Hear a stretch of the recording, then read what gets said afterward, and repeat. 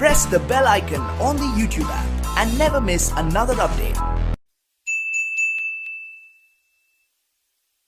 यश academy कराडमध्ये आपलं मनपूर्वक स्वागत. यश अकॅडमी या संस्थेनं या सर्व सबस्क्रायबर आणि व्ह्यूअर्ससाठी काही आश्वासन दिलं होतं की दर रविवारी या चालू असणाऱ्या टॉपिकवर किंवा चॅप्टरवर ज्या शंका आपल्या असणाऱ्या आहेत त्यावर निश्चित चर्चा करणार आहोत.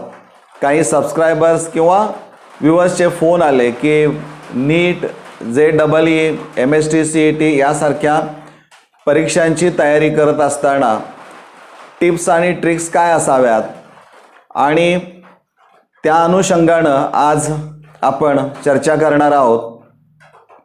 चर्चेला सुरुवात करण्यापूर्वी जो हॅलोजन डेरिव्हेटिव्ज चॅप्टर झालेला आहे त्यावर आधारित मल्टिपल चॉईस क्वेश्चन्स की जे these MCQs likely to be asked in coming CET, JEE or NEET examination त्या दृष्टीनं आपण तयारी करणार आहोत.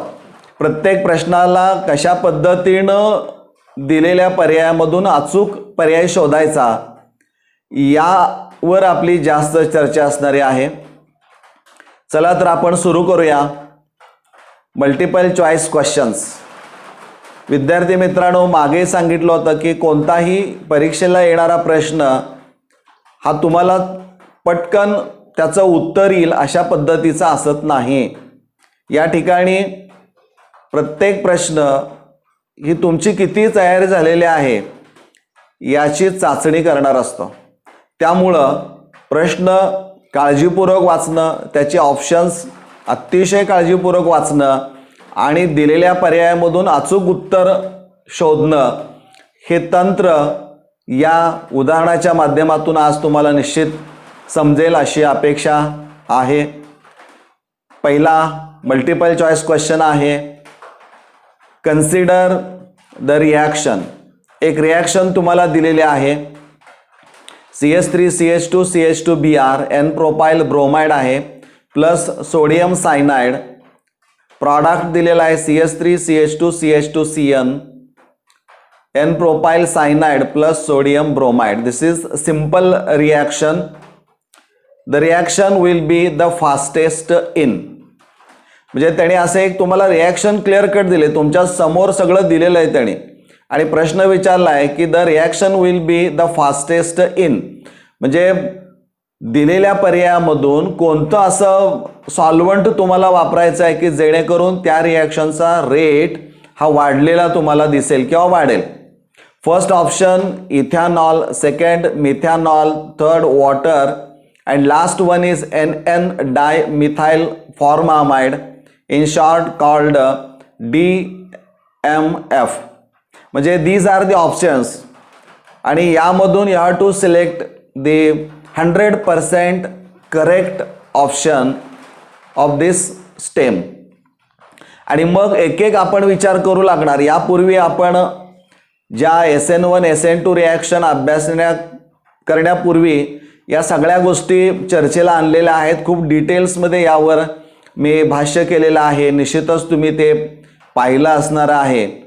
म्हणजे इथं सॉल्व्हंट कसा असला पाहिजे. पोलर सॉल्व्हंटच्या बाबतीमध्ये आपण चर्चा केली की polar solvents are of two types. One is a polar protic and second is a polar aprotic. आणि मित्रांनो, इथून पुढे एक गोष्ट लक्षात ठेवायची की ज्यावेळी एखादी रिॲक्शन तुम्ही अभ्यासाल at that time you must remember whether the reaction favours in SN1 और SN2. म्हणजे SN1 रिॲक्शन मेकॅनिझम त्याच्यामध्ये घडतं का SN2 रिॲक्शन मेकॅनिझम घडतं. आणि त्याचबरोबर जर SN2 रिॲक्शन मेकॅनिझम घडत असेल तर सॉल्व्हंट कोणता असणार आहे which increases the rate of reaction. SN1 reaction mechanism घडत असेल तर which solvent increases the rate of reaction. या अनुषंगानं निश्चितच आपण चर्चा केलेली आहे, तुम्हाला आठवत असणार आहे. इथॅनॉलचं स्ट्रक्चर जर पाहिलं तुम्ही तर CH3 CH2OH म्हणजे hydrogen is bonded to more electronegative atom that is oxygen. Methanol CH3OH, again hydrogen is bonded to more electronegative atom that is oxygen. Third option is a water. Again hydrogen is bonded to oxygen. म्हणजे these are the solvents called polar protic solvent because they are ready to form hydrogen bond with nucleophile. म्हणजे इथं hydrogen bond तयार करण्याची capacity किंवा त्यांची ability आहे असं आपण म्हणू शकतो. पुढं पहा. This is the structure of NN dimethyl formamide. यामध्ये तुमच्या लक्षामध्ये येईल की there is a carbon oxygen double bond which is polar in nature. परंतु यामध्ये ऑक्सिजनला हायड्रोजन जोडलेला नाही, त्यामुळं there is no formation of hydrogen bond. पण यामध्ये फार तर फार काय करेल, oxygen which is negatively charge it binds positively charge किंवा कटायन. त्यातला इलेक्ट्रोफाईल किंवा कटायन जो असणार आहे तो बाइंड करेल. परंतु न्यूक्लियोफिलिक सबस्टिट्यूशन रिॲक्शन जे असणार आहे, दिस reaction proceeds through transition state, that is SN to reaction mechanism हे इथं घडताना आपल्याला दिसेल. So SN to mechanism is favored by polar aprotic solvent and NN dimethyl formamide is the only solvent in the given option is a polar aprotic solvent. So correct answer of this MCQ is D, that is DMF or NN dimethyl formamide. म्हणजे या पद्धतीनं प्रत्येक ऑप्शनचा विचार थोडाफार तुमच्या मनामध्ये यायला पाहिजे आणि त्या दृष्टीनं कॅल्क्युलेशन करून तुम्ही अचूक उत्तराकडे गेलं पाहिजे. Now next question. In the following replacement reaction you are given a simple replacement or substitution reaction. General फॉर्ममध्ये आहे पहा, स्ट्रक्चर दिलेलं आहे त्याने, CI बॉन्ड दिलेला आहे. म्हणजे this is an example of tertiary butyl, आपण तेव्हा टर्शरी अल्काईल आयोडाईड असं आपण म्हणूया, प्लस MF म्हणजे मेटल फ्लोराईड. या दोघांच्यामध्ये रिॲक्शन झाल्यानंतर प्रॉडक्ट जो मिळतोय तो टर्शरी अल्काईल फ्लोराईड आहे. म्हणजे it is a replacement reaction in which iodide is substituted or replaced by F. मग पुढं त्याने असं म्हटलंय की the reaction will be most favourable if M happens to be. म्हणजे त्याने असं म्हटलंय की जर ही मोस्ट फेवरेबल रिॲक्शन जर घडून यायची असेल, लवकर रिॲक्शन जर घडून यायची असेल, तर M दिलेल्यापैकी कोणता असेल की जो which increases the rate of reaction. Option बघूया. सोडियम आहे, लिथियम आहे, रुबिडियम आहे, पोटॅशियम आहे. आणि हे जर ऑप्शन्स पाहिली तर तुमच्या लक्षामध्ये येईल दीज आर अल्कली मेटल्स. म्हणजे ही अल्कली मेटल्स दिलेली आहेत आणि मग त्या दिलेल्या अल्कली मेटलमधून असा कोणता मेटल फ्लोराईड तयार व्हायला पाहिजे की जेणेकरून त्या रिएक्शनचा रेट हा वाढला पाहिजे. मित्रांनो, तुम्हाला माहित आहे की टर्शरी अल्काईल आयोडाईड हे दिलेल्या एक्झाम्पलमध्ये जर पाहिलं तर टर्शरी कार्बन ॲटम असल्यामुळे it favours SN1 reaction mechanism. आणि SN1 reaction mechanism is a 2-step reaction mechanism. First step formation of carbocation and how is it form? It is form by slow ionisation of CX bond.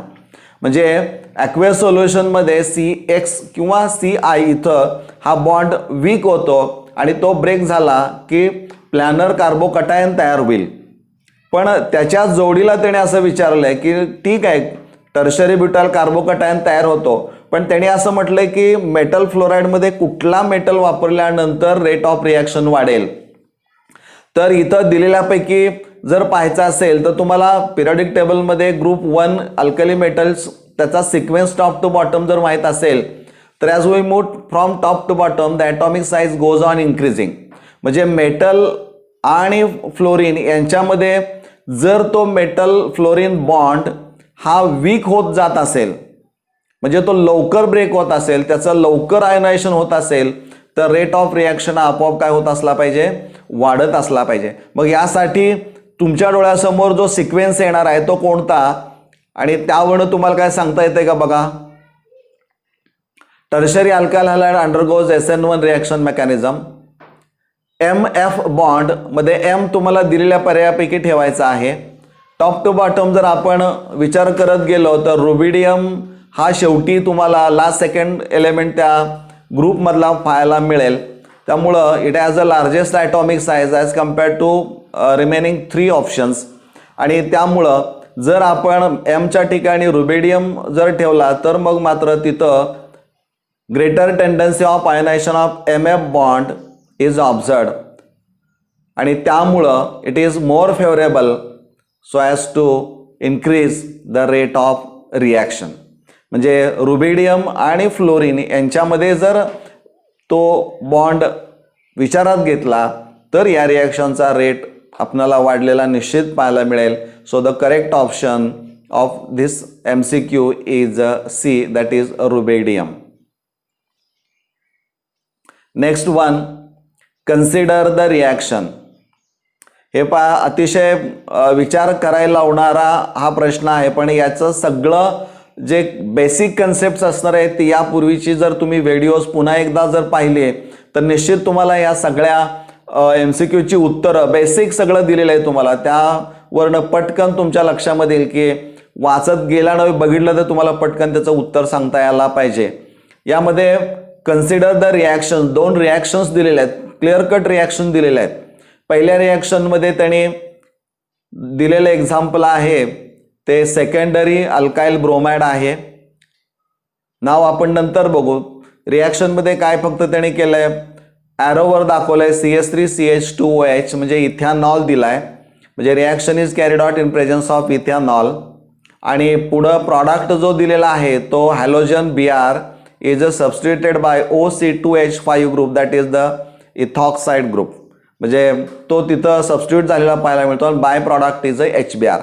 In second reaction the same reactant is used, but here alkoxide that is ethoxide हा तिथं दिलेला आहे. म्हणजे याबरोबर reaction carry out करायची आहे आणि product जो दिलाय तो सेमच आहे आणि बाय प्रॉडक्टमध्ये ब्रोमाइड आयन दाखवलं आहे. म्हणजे रिॲक्टंट तोच आहे, प्रॉडक्ट पण तोच आहे, फक्त या पहिल्या रिॲक्शनमध्ये इथाइल अल्कोहोल वापरलं आहे तर दुसऱ्या रिॲक्शनमध्ये त्याचं ऑक्साईड आहे इथॉक्साइड. आणि मग त्याने म्हटलंय the mechanism of reaction 1 and 2 are respectively. म्हणजे या दोन्ही रिॲक्शन ज्या असणाऱ्या आहेत त्यातलं पहिलं ऑप्शन बघूया, SN2 and SN2, B SN1 and SN2, C SN1 and SN1 आणि D SN2 and SN1. म्हणजे पहिली रिॲक्शन ही SN1 का SN2, दुसरी SN1 का SN2 आपल्याला शोधायचं आहे. हे पाहत असताना यापूर्वी तुम्हाला न्यूक्लिओफाईल आणि बेस यामधला डिफरन्स नेमका उदाहरणासहित तुम्हाला सांगितलं आहे. ते जर आठवत असेल तर याचं उत्तर तुम्हाला पटकन सांगता येईल. त्यामध्ये आपण असं म्हटलंय पहा की न्यूट्रल जो न्यूक्लिओफाईल असणार आहे, म्हणजे इथं आपण असं विचार करूया इथाइल अल्कोहोलमध्ये की oxygen is the part of ethyl alcohol, but when oxygen in ethyl alcohol is considered it is a neutral. आणि त्यामुळं तो वीक न्यूक्लिओफाईल म्हणून असणार आहे. परंतु सेकंड एक्झाम्पलमध्ये डायरेक्ट अनियन त्याने दिलेला आहे. त्यामुळे ethoxide ion which is form by loss of hydrogen from ethanol और इथाइल अल्कोहोल, हा जो अल्कोऑक्साइड असणार आहे इथॉक्साइड असणार आहे is a more reactive than ethanol. आणि त्यामुळं ethoxide ion is a better nucleophile और बेस असं आपण म्हणूया. म्हणजे इथं oxygen is a part of ethoxide ion, it carries negative charge, so it is a reactive. त्यामुळं तो बेटर न्यूक्लिओफाईल म्हणून इथं वापरला जाऊ शकतो. हा दोन्हीमधला फरक यापूर्वीच्या व्हिडिओमध्ये निश्चित तुम्हाला सांगितलेला आठवत असेल. त्याचा आधार घेतला तर याचं उत्तर तुम्हाला पटकन सांगता यायला पाहिजे की alkyl halide is a secondary alkyl halide. त्यामुळं प्रायमरी अल्काइल हॅलाइड किंवा सेकंडरी अल्काइल हॅलाइड असेल तर type of reaction mechanism is a SN2. मग दोन्हीमध्ये पण तुमच्या लक्षामध्ये येईल की SN2 रिॲक्शन मेकॅनिझमच घडताना पाहायला मिळेल. So the correct option of this MCQ is रिॲक्शनमध्ये SN2 and SN2 is the correct option. त्यामुळं हे ऑप्शन हे इथं तुम्हाला पाहायला मिळेल. Both the reaction 1 and 2 is favored by SN2 reaction mechanism. Next question is, if there is no rotation of plane polarized light by compound in a specific solvent, though to be chiral, it may means that. म्हणजे प्रश्न दिला त्याने की if there is no rotation of plane polarised light, म्हणजे if there is no rotation of plane polarised light याचा अर्थ compound must be optically inactive. आणि मग कंपाऊंड इनॲक्टिव्ह कधी असतो हे तुम्हाला सांगितलेलं आहे. आणि तिथं पुढं लगेच त्यांनी म्हटलंय दो टू बी कायरल, म्हणजे तो कायरल आहे असं त्यांनी म्हटलंय. आणि it may means that first option compound is certainly meso, B there is a no compound in the solvent, C the compound may be racemic mixture, and last one is D the compound is certainly chiral. म्हणजे ही जर option आपण पाहिली म्हणजे त्या स्टेमचा अर्थ जर तुमच्या लक्षामध्ये येत असेल तर बघा, there is no optical rotation, म्हणजे no rotation of plane polarised light, plane polarise लाईटचा प्लेन बदलला जात नाही तरी पण हे कंपाऊंड कायरल आहे असं म्हटलेलं आहे. आणि मग त्याचा अर्थ काय हे खाली दिलेल्या ऑप्शनमधून शोधायचं आहे. आता मेसो हे जे कंपाऊंड असणार आहे ते ओळखायचं कसं, तर त्याच्यामध्ये लाईन ऑफ सिमेट्री असते. म्हणजे एखाद्याचा चेहरा आपण पाहिला आणि त्या चेहऱ्याच्या बरोबर सेंटरमधून जर एक लाईन आपण काढली, लाईन ऑफ सिमेट्री, तर मिळणारे दोन्ही अर्धे भाग that is called internal plane internal plane त्याच्यामध्ये आपल्याला पाहायला मिळतो. आणि तो इंटरनल जो प्लेन असणारा आहे म्हणजे मध्ये छेद घेतल्यानंतर दोन्ही अर्धे भाग समान किंवा एकसारखे असतात. त्यामुळे त्याचं बेस्ट एक्झाम्पल 2,3 डायक्लोरोब्युटेन. हे जर 2,3 डायक्लोरोब्युटेन डोळ्यासमोर जर आणलं आणि बरोबर सेंटरनं जर तुम्ही 2 आणि 3 कार्बनच्या मधून लाईन ऑफ सिमेट्री काढली तर बरोबर वरचा भाग आणि खालचा भाग हा तुम्हाला एकसारखा दिसतो. त्यामुळं upper part rotates the plane of plane polarised light to the right hand side and lower part to the left hand side. म्हणजे compound though contain chiral carbon atom, it rotates the plane of plane polarised light, one to the right and second to the left. So this effect is cancelled. आणि त्यामुळं हा जो compound असणार आहे तो optically inactive होतो. त्यामुळं compound is a certainly मिसो. सॉल्वंटमध्ये जर कंपाऊंडच नसेल तर ठीक आहे, म्हणजे प्लेन पोलराइज्ड लाईटचं रोटेशन होणार नाही, परंतु कायरल तिथं म्हटलंय ना त्याने, त्यामुळं ते ऑप्शन तुम्हाला विचारात घेऊन चालणार नाही. Compound may be racemic mixture, racemic mixture optically inactive असणारं आहे. कंपाऊंड इज सर्टनली कायरल, म्हणजे कायरल आहे परंतु ऑप्टिकल रोटेशन याच्यामध्ये आपल्याला पाहायला मिळत नाही. म्हणजे याचा करेक्ट आन्सर जे असणार आहे ते A, compound is certainly meso. Next one is the alkyl halide is converted into an alcohol by. ही जर आपण स्टेम पाहिलं तर साधं दिले, alkyl halide is converted into an alcohol by. Types of reactions are given, elimination, addition, substitution, rearrangement. एक एकचा विचार. इलिमिनेशनमध्ये होतं काय, formation of alkene, addition formation of only one product, substitution replacement of one atom by another, and रिअरेंजमेंटमध्ये there is a change in carbon skeleton. म्हणजे carbon hydrogen फ्रेमवर्कचं structure ओरिजिनलपेक्षा वेगळं झालेलं आपल्याला पाहायला मिळतं. या सगळ्यांचा विचार जर केला तर correct option of this multiple choice question is substitution. This is the correct option. म्हणजे साधी रिॲक्शन आहे. पुढचा MCQ आहे, which of the following is a condition of optical isomerism. म्हणजे एखादं कंपाऊंड ऑप्टिकली आयसोमेरिझम आपण म्हणतो, ऑप्टिकल आयसोमेरिझम हा फिनॉमिनन दाखवतो असं म्हणत असतो, त्यावेळेस तो कोणती कंडिशन सॅटिस्फाय करत असला पाहिजे. या दिलेल्या कंडिशनपैकी you have to select the correct condition for optical isomerism. First one is there must be 4 identical groups. म्हणजे असिमेट्रिक किंवा कायरल कार्बन ॲटम दाखवायचा असेल, कारण एक गोष्ट तुम्हाला माहिती आहे की optically active compound must contain at least 1 asymmetric carbon atom. आणि इथं तर त्याने म्हटलं आहे there must be 4 identical groups. म्हणजे एका कार्बनला 4 एकसारखे असतील तर ते ऑप्टिकली ॲक्टिव्ह असू शकत नाही. बी दिलेला आहे there must be at least 1 chiral carbon atom. म्हणजे इथं शक्यता आहे की एक कायरल कार्बन ॲटम आहे, त्यामुळं ऑप्टिकल ॲक्टिव्हिटी किंवा ऑप्टिकल आयसोमेरिझम हा फिनॉमिनन पाहायला मिळेल. See they have same optical rotation. इथं ऑप्टिकल रोटेशन सारखं असं म्हटलं आहे त्याने. And they show different chemical properties. म्हणजे इनॅन्शिओमरमध्ये तुम्ही पाहिलं असेल की फिजिकल प्रॉपर्टीज काही अटी सोडून आणि केमिकल प्रॉपर्टीज ह्या एकसारख्याच असणाऱ्या आहेत. फक्त 3 डायमेन्शनमध्ये 4 ॲटम्सचं किंवा ग्रुपचं त्या असिमेट्रिक किंवा कायरल कार्बन ॲटमच्या भोवती मांडणी फक्त बदलते. कनेक्टिव्हिटी ऑफ ॲटम्स ही एकसारखीच असते, त्यामध्ये कुठेही बदलत नाही. So out of this B is the correct option. म्हणजे करेक्ट आन्सर आपण म्हणूया of this question is B. Next, haloalkanes and haloarenes are 1a covalent compounds, b non-polar, c polar and d electrolytic.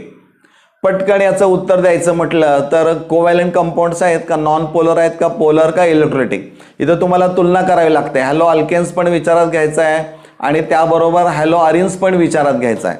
आणि हा जर विचार केला तर पटकन तुमच्या लक्षामध्ये येईल की CX हा बॉन्ड दोन्हीकडे आहे. एकीकडं हॅलो अल्केन्समध्ये halogen atom is directly attach to sp3 hybridised carbon atom, where in halo arenes it is attach to aromatic benzene ring that is sp2 hybridised carbon atom. म्हणजे जरी असलं तरी C आणि X मधले इलेक्ट्रॉनिगेटिव्ह डिफरन्स विचारात घेतला तर X is a more electronegative atom. So CX bond is a polar in nature. आणि त्यामुळं इथं correct option of this MCQ is C. C option हा इथं करेक्ट असणारा आहे. Next question, what is chemical composition of Nicol's prism. Nicol प्रिझमचं chemical composition काय. तुम्ही निकॉल प्रिझम म्हटलं की आठवतं लगेच, परंतु त्याचा जो केमिकल फॉर्म्युला असणार आहे तो तुम्हाला दिलेल्या पर्यायांमधून शोधताना गंमत बघितली तुमच्या लक्षात येईल की गंमत होते. म्हणजे नेमकं मॅग्नेशियम कार्बोनेट आहे का, बेरियम कार्बोनेट आहे का, कॅल्शियम कार्बोनेट आहे, कॅल्शियम सल्फेट आहे हे आठवत नाही. कुठंतरी त्याच्यात जवळ जाण्याचा प्रयत्न करता. निकॉल प्रिझम आठवतो पण त्याचा केमिकल फॉर्म्युला आठवत नाही. जी गोष्ट तुम्हाला आठवत नाही ना त्यावरच MCQ तयार केला जातो. माहीत असतं त्या पेपर सेटरला की ही गोष्ट नाही आठवणार, कारण त्याकडं बघताना विद्यार्थी तेवढ्या ताकदीनं बघत नाही, ती गोष्ट लक्षात ठेवत नाही, त्यावरच MCQ 100% तयार केला जातो. त्यामुळे इथं कार्बोनेट तुम्हाला बऱ्याच ठिकाणी दिसतं आणि एक सल्फेट दिसत आहे. मग प्रश्न असा पडतो की 3 कार्बोनेट आहेत म्हणजे त्यापैकी एक कोणता तरी असणार आहे. किंवा काही जण विचार करतील की सल्फेट वेगळा आहे ना, मग कदाचित तो असेल.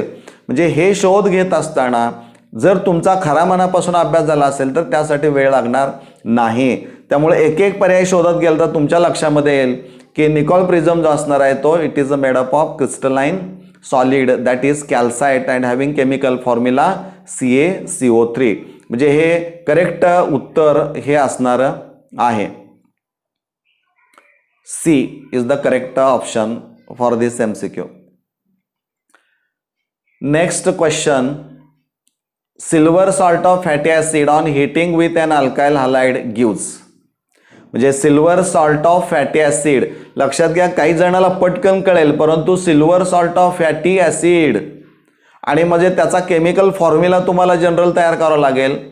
On heating with alkyl halide, ठीक आहे अल्काइल हॅलाइड आठवेल RX, पण तो सिल्वर सॉल्ट ऑफ ॲसिड आठवणं पटकन तसं अवघड आहे.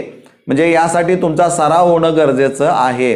म्हणजे जनरल नाव पण माहीत पाहिजे किंवा त्याच्यावर एखादं एक्झाम्पल जरी दिलं तरी ते सुद्धा तुम्हाला माहीत असायला पाहिजे. Options R given: A ether, B ester, C isocyanide and D is a acid.